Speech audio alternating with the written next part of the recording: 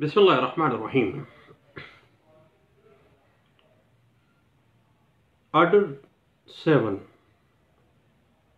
Rule 1 वाज़े करता है कि एक अर्जी दावा कैसे ड्राफ्ट किया जाता है और दावा अगर ज़रे नक़द या मूवेबल या इमूवेबल प्रॉपर्टी से मुतल्लिक है तो उसमें क्या अमर वाज़े होना चाहिए। एक दावे के अंदर मदई के मफादात और ज़िम्मेदारियां तो वाज़े ही होती हैं, लेकिन याद रखिए कि मुद्दा अलैह जो है, डिफेंडेंट पार्टी जो है, उसके मफादात और ज़िम्मेदारियां भी वाज़े तौर पर दर्ज होनी चाहिए। अगर एक दावा ज़ायदुल मियाद है तो दावा के अंदर ज़ायदुल मियाद होने की माकूल वजह जो है वो बयान करनी चाहिए, ताकि कंडोनेशन ऑफ डिले का अगर मामला है अंडर आर्टिकल 5 लिमिटेशन एक्ट 1908 अगर एप्लीकेशन भी दी गई है तो अदालत को पता चले कि क्या दावा अंदर मियाद है और क्या सेक्शन 5 की एप्लीकेशन के साथ कंडोनेशन तलब की गई है, तो अदालत ताख़ीर माफ़ी में किसी किस्म की कोई हर्डल महसूस ना करे। उसकी वाज़े आपने वजाहत देनी है, क्योंकि एक एक दिन का कंडोनेशन ऑफ डिले में हिसाब देना होगा। कॉज ऑफ एक्शन कब पैदा हुई, क्या कॉज ऑफ एक्शन की विद इन टाइम दावा दायर किया जा रहा है। उसके बाद एक प्लेंटिफ को अपनी प्लेंट के अंदर प्रेयर करने से पहले, दाद रसी वसूल तलब करने से पहले ये दर्ज करना चाहिए कि चूँकि कॉज ऑफ एक्शन अदालत दीवानी की हदूद के अंदर पैदा हुई है और फ्रीकैन की रहाइश जो है वो अंदरून हदूद अदालत हाजा है, इसलिए अदालत को टेरिटोरियल जुरिस्डिक्शन का इख्तियार जो है वो हासिल है। मालियत दावा बगर्ज़ कोर्ट फीस और इख्तियार समात कितना है वो दावे में दर्ज होना चाहिए, ताकि अदालत को पता चल सके कि अगर कोई कोर्ट फीस का मामला है कितनी रिक्वायर्ड है, तो क्या वो अदा कर दी गई है और क्या मालियत दावा अदालत के इख्तियार समात से तजावुज़ तो नहीं कर रही। और एक बड़ा अहम पॉइंट नोट करने वाला है एक सिविल वकील के लिए, वो ये है कि अगर अर्जी दावा जब आप ड्राफ्ट कर रहे हैं एक प्लेंटिफ की तरफ से, तो अगर किसी किस्म के सेट ऑफ का कोई मामला है तो मदई दावा में उस सेट ऑफ के मामले को लाजमी दर्ज करे, क्योंकि मुद्दा अलैह जब रिटन स्टेटमेंट देगा देन वो सेट ऑफ का मामला दोबारा लेके आएगा, वो तो दर्ज करेगा ही। अर्जी दावा जब एक सिविल कोर्ट में आ जाता है तो सिविल कोर्ट की ड्यूटी शुरू हो जाती है। वो अर्जी दावा की पड़ताल करती है, मुद्दा अलैह की तामील करवाए, समनात जो जारी करेंगे उनकी तामील के बाद मुद्दा अलैह के डिफेंस का मरहला आ जाता है। वो अपने दिफा में एक मुद्दा अलैह या तो खुद जवाब दावा दे देता है या अदालत ऑर्डर करती है कि भाई लाजमी ये जवाब दावा लेके आओ, और दावे में क्या क्या कफ़ाइफ हैं ये वाज़े हो जाएंगे। और याद रखिएगा कि जब दिफा का मामला आ गया मुद्दा अलैह का, तो जवाब दावा अंदर मियाद दाखिल ना करने या जवाब दावा सिरे से ही अदालत में दाखिल ना करने का नतीजा ये होता है کہ عدالت مدعا علیہ کے خلاف حکم جاری کر سکتی ہے یا اس کا حق دفاع ختم کر سکتی ہے۔ لیکن یاد رکھیے گا، ایک اہم بات ہے کہ حق دفاع ختم ہو جانے سے مدعا علیہ کا تاریخ پیشی کے اوپر پیش ہو کر پروسیڈنگز کو چلانے کا حق ساقط نہیں ہو جاتا کہ وہ پیش ہی نہ ہو، ٹرائل میں کا وہ حصہ بنے گا۔ وہ کسی بھی تاریخ پیشی پر پیش ہو کر اس مرحلے پر اپنے خلاف ہونے والے دعوے کی پیروی کر سکتا ہے، یہاں تک کہ وہ مدعی جو گواہان اس کے خلاف لے کے آیا ہے اس گواہان پر کراس ایگزامینیشن بھی کر سکتا ہے۔ اور جواب دعویٰ میں مدعی کے کسی مطالبے سے انکار کرنا ہے تو واضح طور پر ریزنز کے ساتھ، لاجکس کے ساتھ کرنا چاہیے، کیونکہ اگر غیر واضح انکار ہے اپنے دفاع کے اندر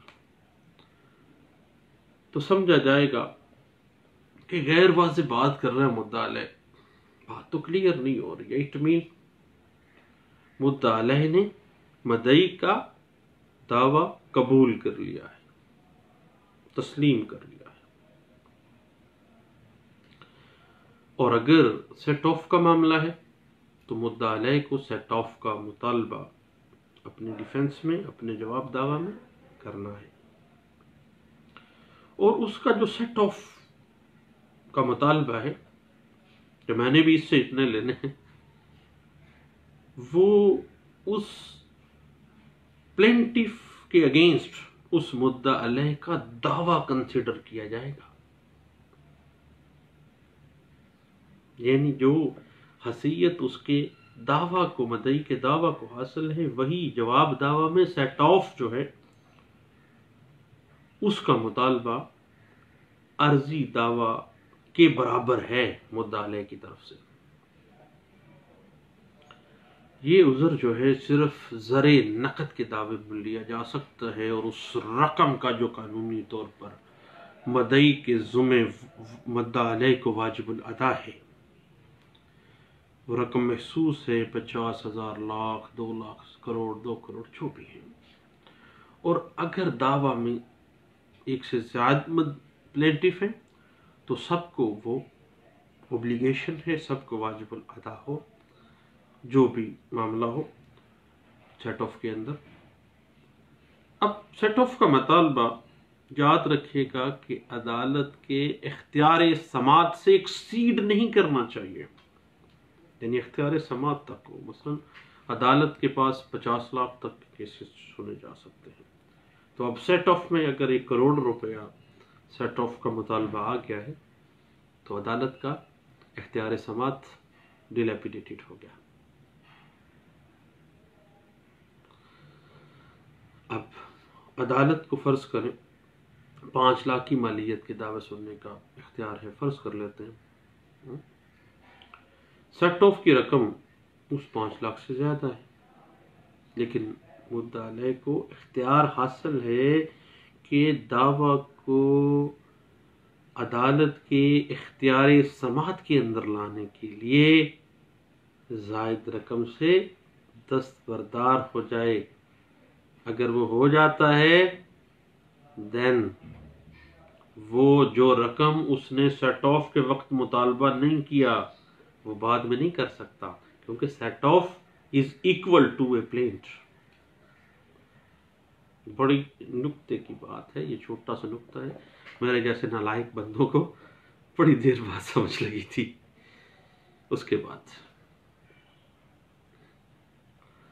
اب ریٹن سٹیٹمنٹ کے اندر سیٹ آف اور کاؤنٹر کلیم میں کچھ ایسا معاملہ آ جاتا ہے کہ امبیگوٹی کریٹ ہو جاتی ہے، اور بطور ایک سیول پریکٹیشنر کے یہ امبیگوٹی کو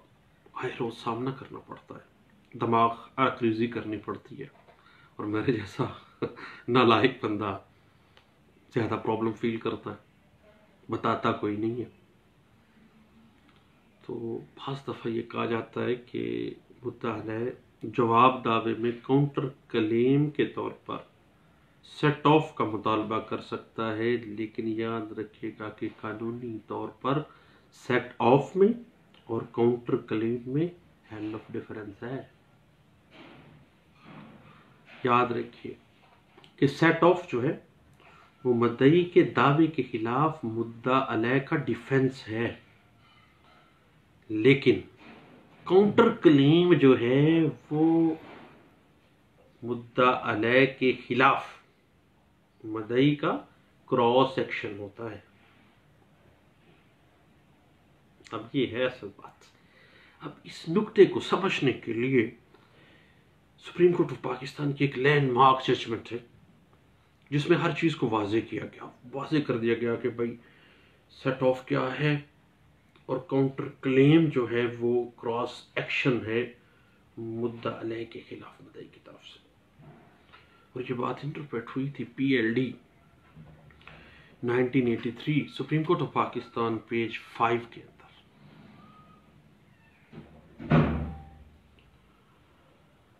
اور سیٹ آف جو ہے اگر سمجھا جائے تو دونوں کی ملاوٹ ہوتا ہے۔ یہ نہ صرف مدعی کے مطالبے کو ختم کرتا ہے بلکہ مدعی کے مطالبے سے زائد رقم کا مطالبہ بھی سیٹ آف جو ہے وہ کر سکتا ہے، یعنی یہ دونوں سائڈوں کو ڈیل کرتا ہے۔ اس حوالے سے سپریم کورٹ آف پاکستان کی ایک لینڈ مارک ججمنٹ ہے 2009 SCMR پیج ہے 666 اور اس کے ساتھ PLD 1983 supreme court of Pakistan page 5 کو لازمی پڑھ لیجیے۔ اب بات ہے کہ یہ ضروری بات نہیں ہے، مینڈیٹری نہیں ہے، اور یہ عام کیسز میں بھی ایسا نہیں ہے کہ کاؤنٹر کلیم اسی نوعیت کا ہو جو مدعی نے دعویٰ کیا ہے۔ سیٹ آف آ گیا،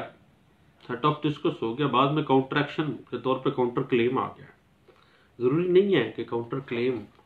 اسی نوعیت کا ہو جس نوعیت کا مدعی نے دعویٰ کیا ہے۔ اس حوالے سے یاد رکھیے گا کہ اگر فرض کریں مدعی نے مدعا علیہ کے خلاف پوزیشن سوٹ دعویٰ کیا، دین مدعا علیہ ریٹن سٹیٹمنٹ میں کاؤنٹر کلیم تکمیل معاہدہ کا اسپیسیفک پرفارمنس کا مطالبہ اسی جائیداد سے متعلقہ کر سکتا ہے۔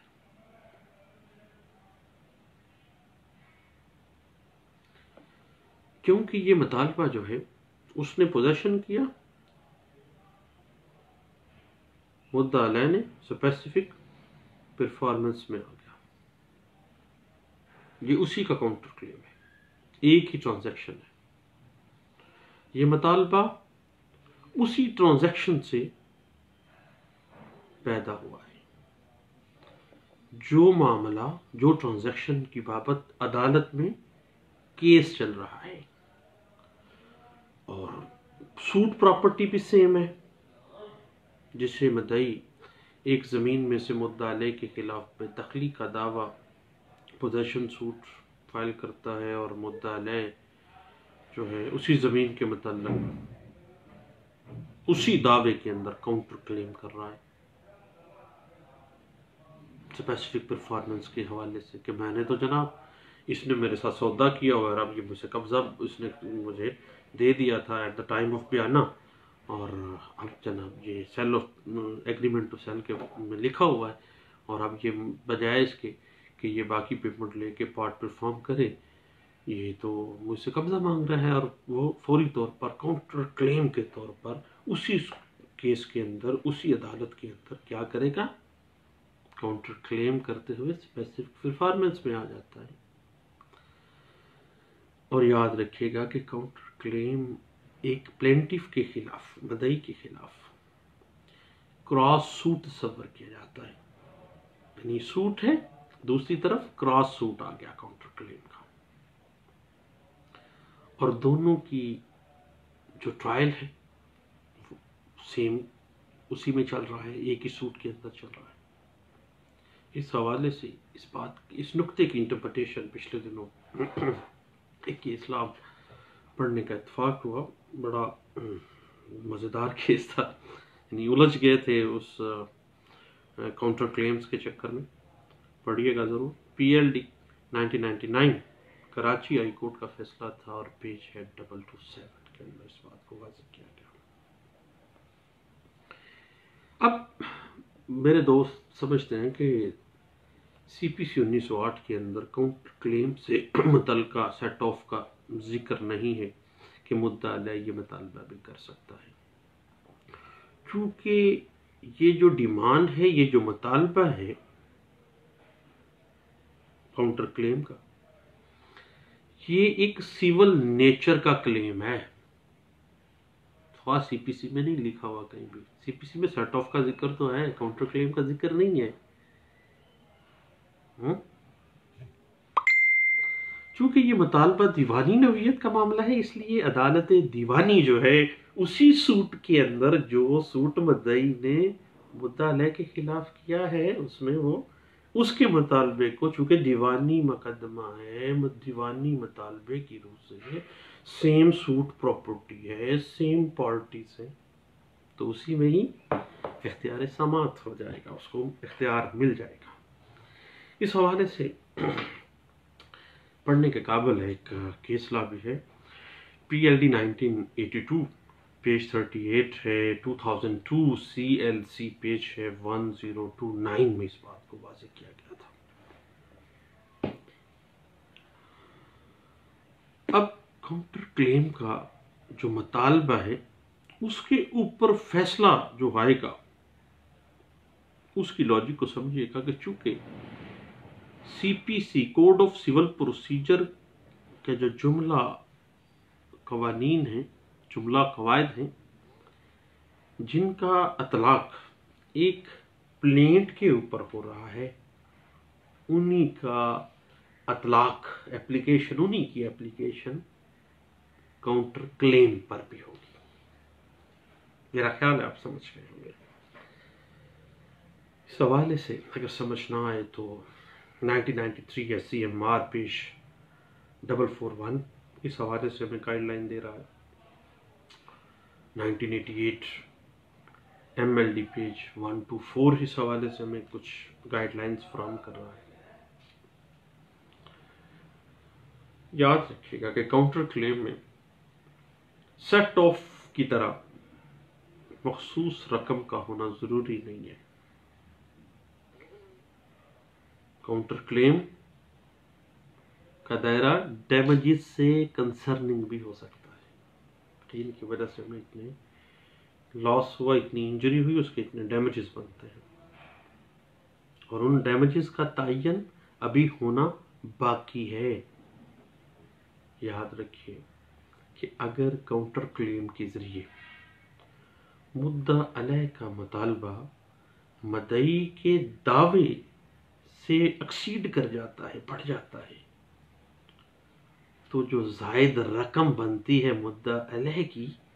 اس زائد رقم کی ڈگری مدعا علیہ کے حق میں صادر کی جائے گی۔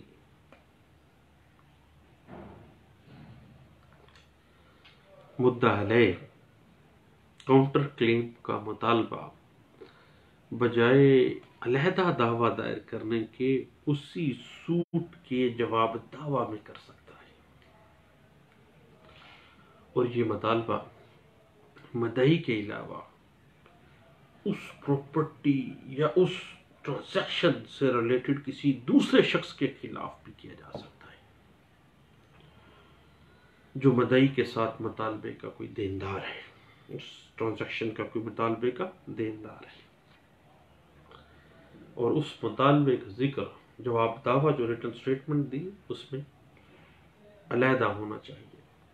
اور اگر اس کا ذکر ریٹرن سٹیٹمنٹ میں نہیں ہے دین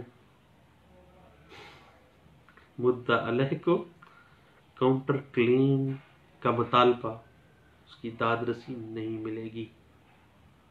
یہ ہے اصل پوائنٹ کہ ریٹرن سٹیٹمنٹ میں علیحدہ سے اس مطالبے کا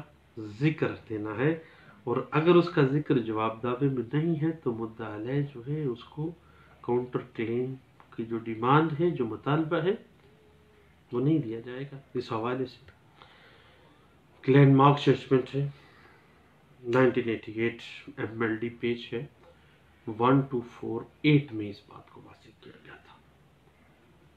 یہ ایک تھوڑی سی ٹیکنیکلٹیز ہیں سیول سوٹس کی، دیوانی مقدمات کی، اور CPC 1908 میں یہ ساری فلسفے جو ہیں موجود ہیں، اور بعض اوقات بڑے لوگ نہیں بتاتے لیکن چھوٹے لوگوں کو بتانا چاہیے اور علم کو پھیلائیں، ایک دوسرے کو بتانا چاہیے تاکہ دیے سے دیا چلتا رہے اور آخر کار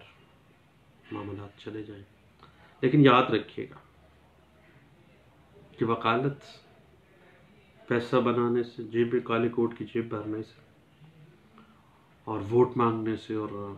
ووٹوں کو بعد میں بیچنے سے، وکالت اس چیز کا نام نہیں ہے۔ وکالت کسی کی داد رسی، کسی کو لے کے دینے کا، کسی کا حق کسی کو لے کر دینے کا نام ہے۔ اور میں ریکویسٹ کروں گا وکیل بھائیوں سے کہ ایسے لوگ جو نورا کشتی لڑتے ہیں مختلف پولیٹیکل پارٹی سے پہلے ہی پیسے لے کے، نورا کشتی اتنے دن کا یہ، اتنے دن کی اسٹرائک، اتنے دن کا یہ، اتنے دن کا یہ، اتنے پیکیجز بنے ہوتے ہیں، برائے مہربانی ان سے اپنی جان چھڑا لیں، اور آپ کی چھٹے گی تو میری بھی چھٹ جائے گی۔ بہت شکریہ، تھینک یو، اللہ حافظ۔